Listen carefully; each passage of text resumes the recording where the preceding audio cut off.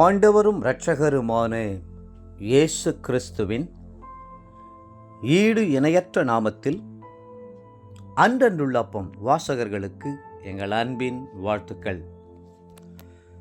2024 ஆண்டு டிசம்பர் மாதம் 29ஆம் தேதி ஞாயிற்றுக்கிழமைக்குரிய தின தியானம். இன்றைய தலைப்பு சிந்தித்து பாருங்கள். ஆகாய் 1:5 சொல்கிறது, இப்போதும் சேனைகளின் கர்த்தர் சொல்கிறார், உங்கள் வழிகளை சிந்தித்து பாருங்கள்.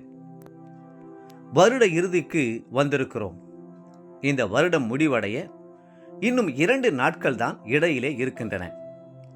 நம்மை நாமே ஆராய்ந்து பார்த்து சீர்படுத்த வேண்டியவைகளை சீர்படுத்தவும் புதிய பொருத்தனைகளை செய்து கொள்ளவும் இதுவே அருமையான நேரம். கர்த்தர் இஸ்ரவேலரிடம், எகிப்திலிருந்து நான் உங்களை விடுதலையாக்கி நடத்தி வந்த பாதைகளையெல்லாம் மறந்து விடாமல் நினைவுபடுத்துங்கள் என்று சொன்னார். அதுபோல சீஷரிடமும் என்னுடைய மரணத்தை நினைவு கூறும்படி உங்களுக்காக சிந்தப்பட்ட இரத்தத்தையும் மாம்சத்தையும் திருவிருந்து ஆராதனையும் அனுசரியுங்கள் என்றார். தாவீது ஆத்துமாவை பார்த்து, கர்த்தர் செய்த சகல உபகாரங்களையும் மறவாதே என்று பேசினார். 103 சங்கீதம் 2 ஆகவே வருடத்தின் இறுதியில் கர்த்தர் செய்த எல்லா நன்மைகளையும் கொடுத்த எல்லா ஆசீர்வாதங்களையும் நினைவு கூர்ந்து துதிப்பதும் ஸ்தோத்தரிப்பதும் நமக்கு ஏற்றதாயிருக்கிறது. அதே நேரம் உலகத்தின் முடிவையும் கர்த்தருடைய வருகையும் நாம் நினைத்து பார்க்க வேண்டும்.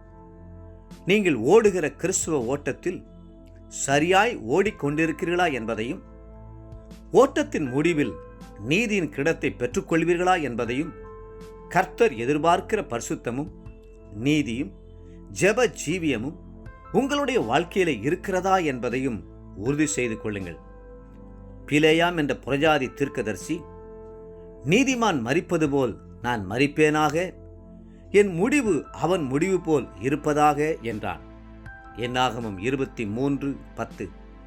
அவன் அப்படி விரும்பின போதிலும் தன் வாழ்க்கையை சீர்படுத்தி கர்த்தருக்கு பிரியமானவனாக வாழவில்லை. பொருளாசை அவன் கண்களை மறைத்தது. இஸ்ரவேலர் பாவத்தில் விடத்தக்கதான ஆசையை பாலாக் என்ற மோவாபிய ராஜாவுக்கு ரகசியமாய் கூறினான். ஆகவே அவனுடைய முடிவு வெற்றியானதாகவும் மகிமையானதாகவும் இருக்கவில்லை. எதிரிகளின் பட்டயத்தால் வெட்டுண்டு மரித்தான்.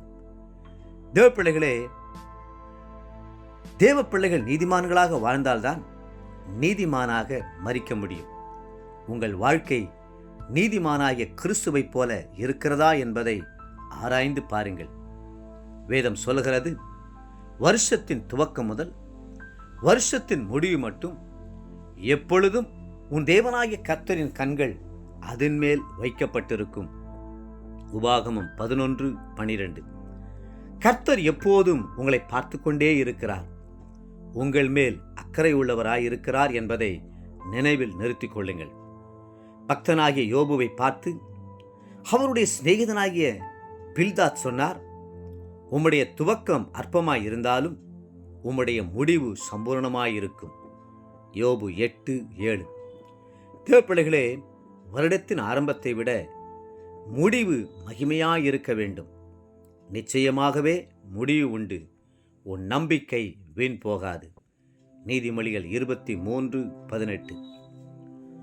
இன்றைய நினைவிற்கு மத்தேயு 24 13-14 முடிவு பரியந்தம் நிலை நிற்பவனே ரட்சிக்கப்படுவான். ராஜ்யத்தினுடைய இந்த சுவிசேஷம் பூலோகம் எங்குமுள்ள சகல ஜாதிகளுக்கும் சாட்சியாக பிரசங்கிக்கப்படும். அப்பொழுது முடிவு வரும். இன்றைய வேத வாசிப்பு காலை சகரியா 9, 10, 11 மற்றும் 12 அதிகாரங்கள். மாலை வெளிப்படுத்தின விசேஷம் 20 அன்புக்குரிய அன்றன்றுள்ளப்பம் வாசகர்களே, மீண்டும் உங்களை வாழ்த்துகிறோம். வருஷத்தின் முடிவில் வந்திருக்கிறோம். நம்மை நாமே ஆராய்ந்து பார்ப்போம், சீர்படுத்திக் கொள்ளுவோம். கர்த்தர் தாமே உங்களை ஆசீர்வதித்து மென்மேலும் உயர்த்துவாராக. ஆமென்.